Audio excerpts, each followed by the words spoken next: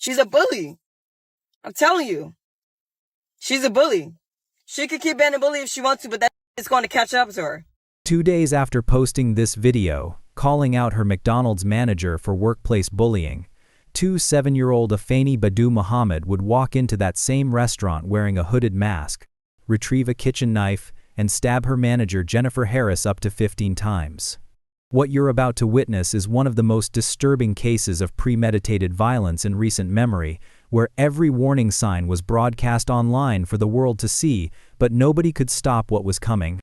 Let's rewind to July 8, 2025. It's just another summer day in East Point, Michigan, and Afeni Badu Muhammad is sitting in her car, wearing her McDonald's uniform, orange hair visible, sunglasses on, about to record what would become one of the most chilling pieces of evidence in a murder case.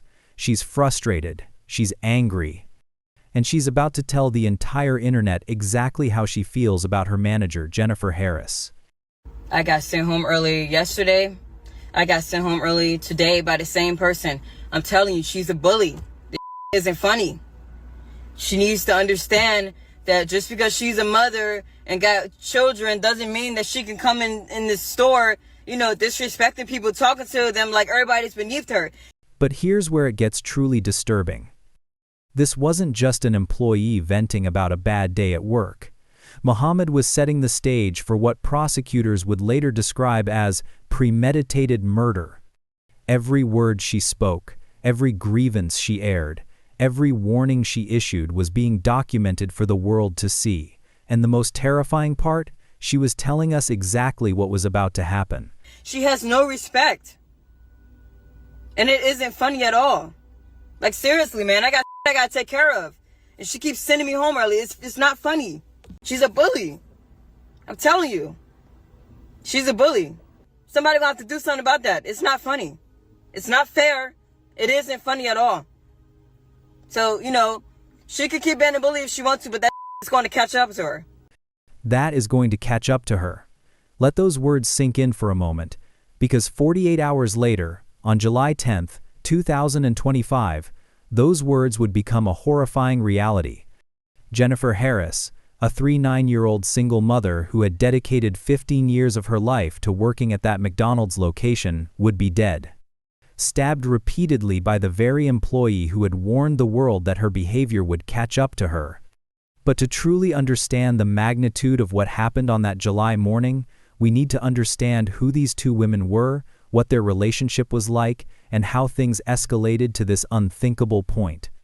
Jennifer Harris was described by her family as the best mother anyone could ask for, someone who woke up every single day and went to work to provide for her 6 children. She was a veteran employee, a manager who had worked her way up through the ranks, someone who knew that McDonald's inside and out.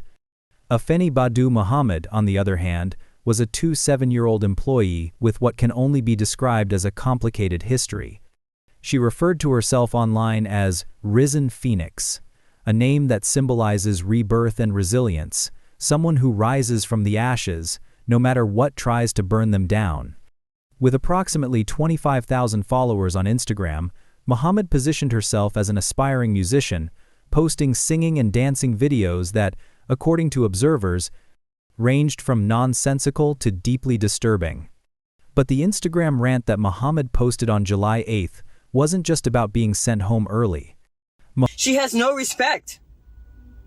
And it isn't funny at all. She brings a lot of negative energy in there. She always panic when there's a lot going on, and then she try to manipulate that and make it seem like we ain't doing something right, but we are working really hard and doing great.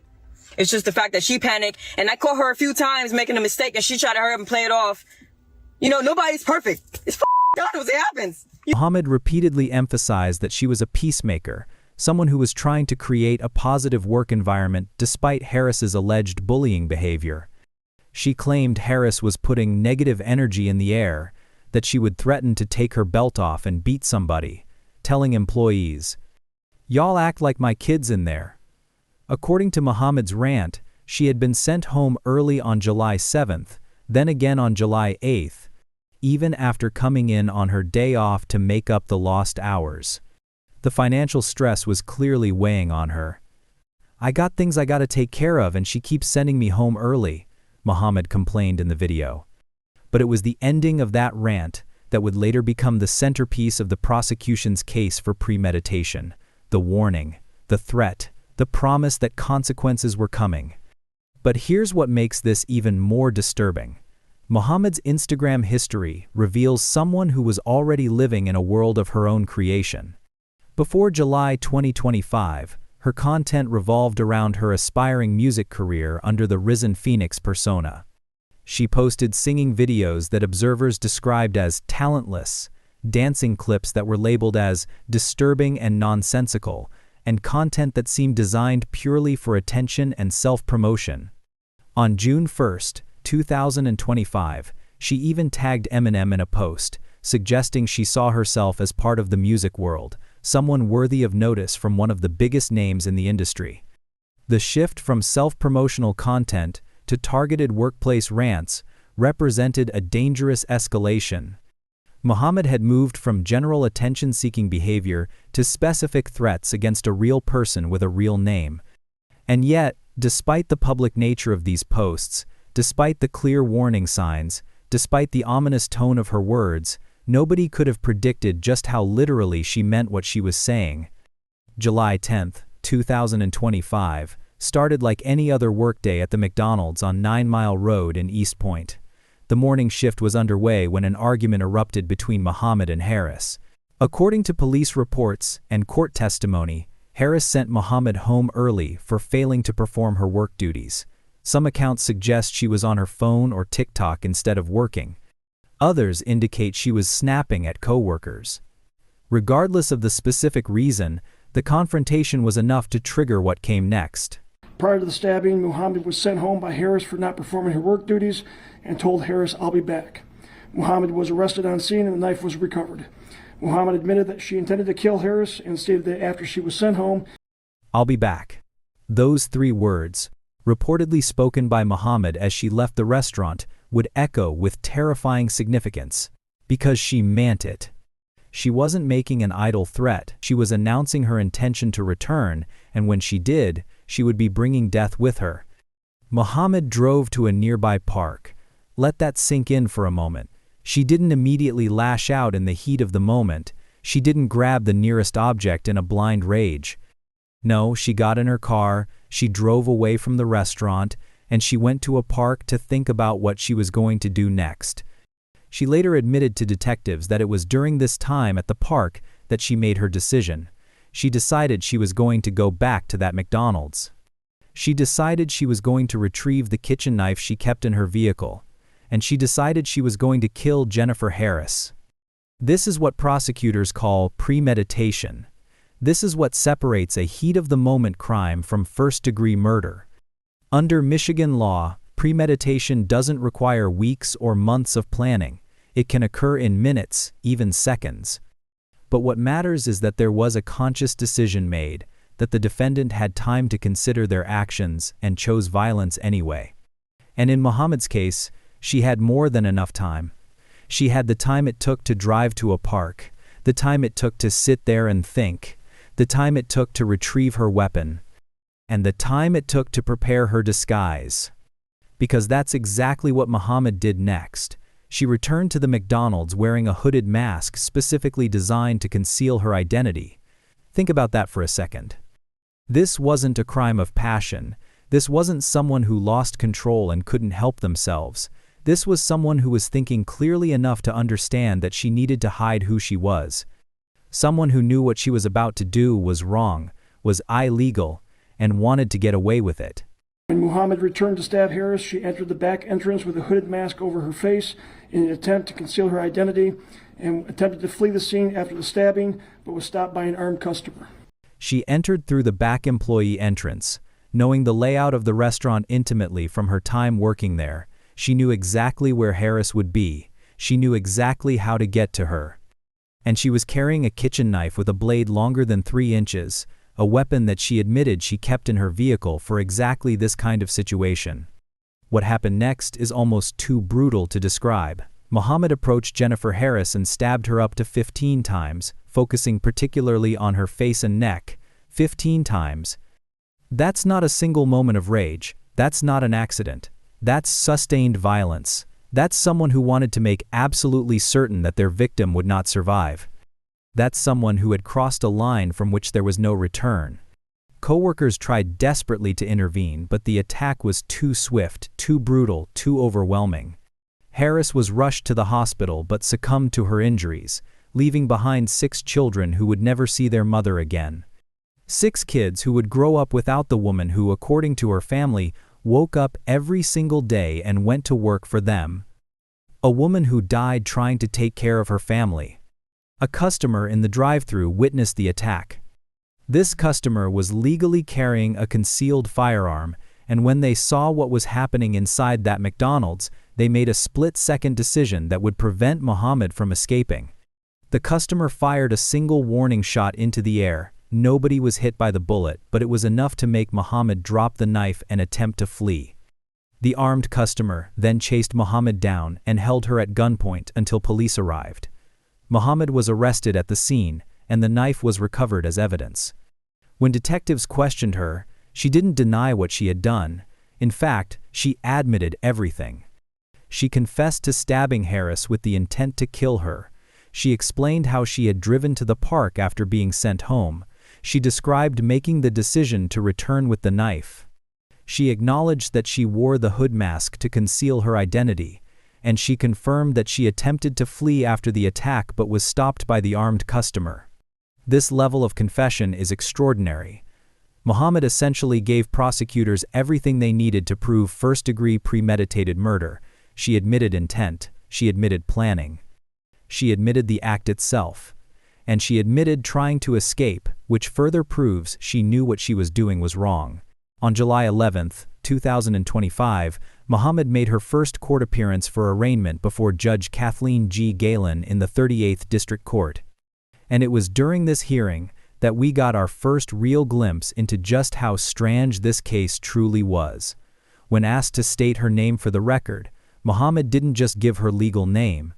She added something else. Afeni Badu Muhammad, but I also go by Risen Phoenix. She introduced herself using her Instagram handle, as if this were a social media appearance rather than a murder arraignment. It was a moment that left courtroom observers stunned and raised immediate questions about her mental state. Was this someone who was detached from reality? Was she unable to grasp the severity of the situation she was in?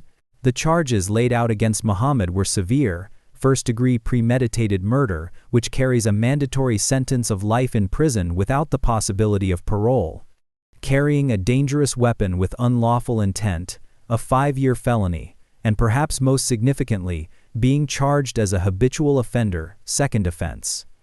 That last charge requires explanation, because it reveals something crucial about Muhammad's history that makes this case even more disturbing. In March 2022, Muhammad had pleaded guilty in Alexandria, Virginia to unlawful wounding without malicious intent, a Class 6 felony. The incident occurred on January 11, 2022, when Muhammad stabbed her then-boyfriend during an argument. According to court records, the boyfriend had discovered that Muhammad was discussing their relationship issues with another man she had recently met.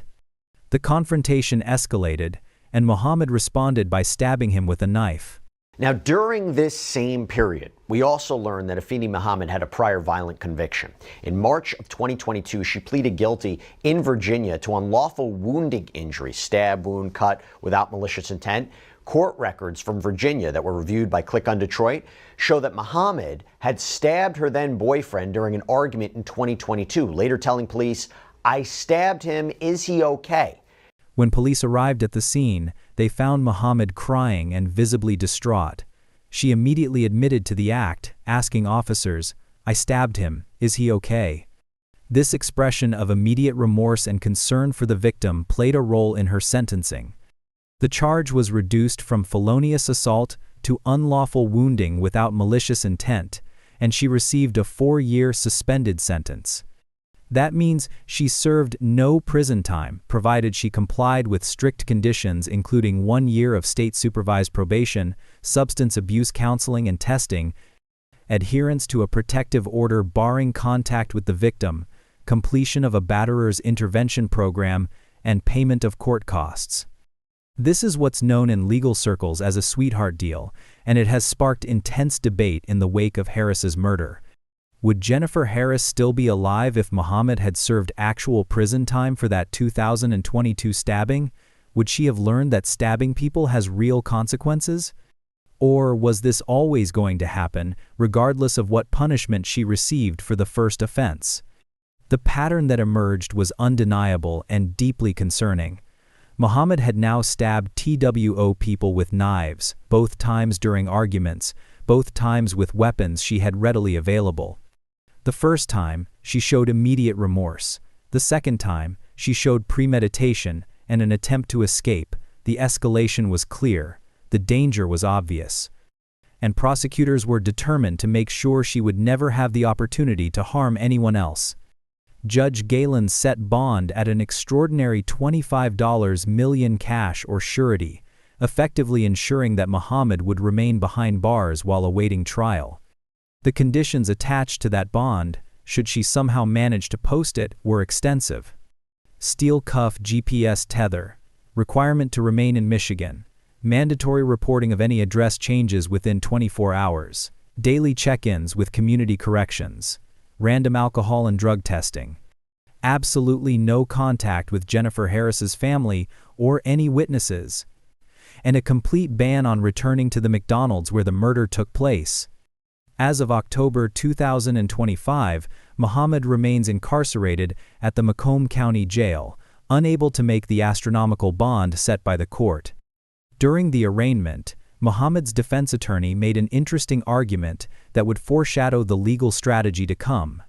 The defense claimed that Muhammad had been in an extremely abusive relationship that involved mental, physical, and alcohol-related abuse.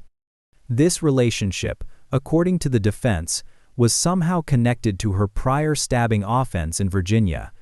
The suggestion being made here was clear. Muhammad herself was a victim, someone whose actions needed to be understood in the context of trauma and abuse she had endured. But prosecutors had a very different narrative. Macomb County Prosecutor Peter J. Lucido issued a statement calling the attack an absolutely senseless and heartbreaking tragedy. He emphasized the impact on Harris's 6 children and condemned violence as a response to workplace conflicts. "This isn't just a statistic," Lucido said. "This is a family shattered, a future forever altered. Our office is committed to pursuing justice for the victim and her family." The case seemed straightforward. There was video evidence of Muhammad threatening Harris days before the murder. There was her confession to police. There were witnesses to the attack. There was the attempted concealment of identity. There was a prior stabbing conviction showing a pattern of violence. Everything pointed to a quick conviction and a life sentence. But then, on July 23, 2025, something unexpected happened at what was supposed to be a routine probable cause conference. This is when Muhammad's defense attorney requested a competency and criminal responsibility evaluation. In other words, does she understand the legal process and what's happening? Muhammad's defense attorney requested a court-ordered competency evaluation and criminal responsibility assessment, citing concerns raised by police reports and his own interactions with his client. Competency to stand trial is a specific legal standard. It doesn't ask whether the defendant was sane when they committed the crime. It asks whether they are mentally capable now of understanding the charges against them and assisting in their own defense. Can they rationally work with their attorney? Do they understand who the judge is, what the prosecutor does, and what role the jury plays? Can they make informed decisions about their case? Muhammad reportedly objected to this evaluation. She didn't want to be assessed, perhaps because she didn't want to be perceived as mentally ill or crazy. But Judge Galen approved the request anyway, ordering Muhammad to undergo evaluation at the Center for Forensic Psychiatry. This meant the case would be put on pause for potentially several weeks, while doctors determined whether Muhammad was competent to proceed. The decision to order a competency evaluation isn't taken lightly. It requires specific concerns about the defendant's mental state, and in Muhammad's case, there were plenty of red flags. Her bizarre introduction at arraignment, using her Instagram persona, the disturbing social media posts leading up to the murder, the pattern of online behavior that suggested someone who might be detached from reality. Former co-workers had even come forward with stories about Muhammad's strange behavior at previous jobs. A former co-worker claimed to have worked with Muhammad at a Taco Bell restaurant in 2019. According to this individual, Muhammad would frequently request shift changes, claiming she was pursuing a music career and had a second job. When these requests were denied, Muhammad would become upset and angry. The former co-worker also alleged that Muhammad engaged in other unusual activities, including hiding at work, singing loudly at random times, and being passive-aggressive toward other employees. Most disturbingly, the former co-worker claimed that Muhammad had once threatened a male co-worker with a knife, demanding that he stop bullying her. She also stated that Muhammad pulled a knife on her after she refused to switch shifts. If these allegations are true, they paint a picture of someone who had been using knives as weapons of intimidation for years before the fatal attack on Jennifer Harris. The competency evaluation process is thorough and specific. Evaluators ask very particular questions designed to test the defendant's understanding. Do you know where you are? What day is it? Who is the president? When is your birthday? These establish basic orientation. Then they move to more specific questions about the case. Do you know why you're here? What are the charges against you? Can you explain what those charges mean? Who is your lawyer and what is their role? Who is the prosecutor and what do they do? What does the judge do? What could happen to you if you go to trial? Critically, evaluators do not ask the defendant about the actual alleged crime. They're not trying to get a confession or learn details about what happened. They're simply trying to determine if the person sitting in front of them understands the legal system and can participate in their own defense. Trained evaluators are also very skilled at detecting malingering when a defendant is faking mental illness to avoid prosecution. They know the signs to look for, the patterns that emerge when someone is putting on a show versus genuinely struggling with mental health issues. At a review hearing on September 3, 2025, the court learned that Muhammad's evaluation interview had been completed and the full report was expected within a few weeks. Then, in early October 2025, the results came back. The forensic psychiatrists at the Center for Forensic Psychiatry found Muhammad competent to stand trial. She understood the charges against her. She could work with her attorney. She grasped the nature of the legal proceedings. She was capable of assisting in her own defense. On October 8, 2025, Judge Galen officially accepted the competency report and ruled that Muhammad was fit to proceed with trial. Both the prosecution and defense stipulated to the findings, meaning they agreed with the evaluator's conclusions. This was a significant moment because it cleared the way for the case to move forward. No more delays, no more waiting. The legal process could continue. Court is in receipt of a report dated September 17th, 2025, and it's my understanding that both the defense and the prosecution stipulate to the September 17th, 2025 report, which opines that Ms. Muhammad is competent to stand trial. Prosecutor Lucido issued another statement following the competency ruling. The finding that the defendant is competent to stand trial ensures that she can now be held accountable through the proper legal process. The allegations describe a brutal act that has tragically ended the life of an innocent woman. Our office remains committed to seeking justice for the victim and her family. It's important to understand that competency to stand trial is different from an insanity defense. Muhammad being found competent means she can understand the trial process now, but it doesn't necessarily mean she was mentally sound at the time of the crime. The defense could still potentially argue that Muhammad was experiencing some kind of mental health crisis when she killed Harris, that she didn't understand the nature of her actions, or that she couldn't tell right from wrong at that specific moment. However, certain facts make that argument extremely difficult. The premeditation is damning. The fact that Muhammad drove to a park, made a conscious decision, retrieved her weapon, disguised her identity, and attempted to flee afterward all suggest someone who knew exactly what they were doing and understood it was wrong. These are not the actions of someone experiencing a complete break from reality. These are the actions of someone who was angry, who wanted revenge, and who was willing to kill to get it. The preliminary examination is now scheduled for November 14, 2025, with a motion hearing set for November 12. The preliminary exam is essentially a mini-trial where prosecutors must present enough evidence to convince the judge that there is probable cause to believe Muhammad committed the crime. If the judge agrees, the case will be bound over to circuit court for a full trial. Till then, one can only hope that she gets locked away behind bars this time. Click on one of the cards to see more episodes from this series.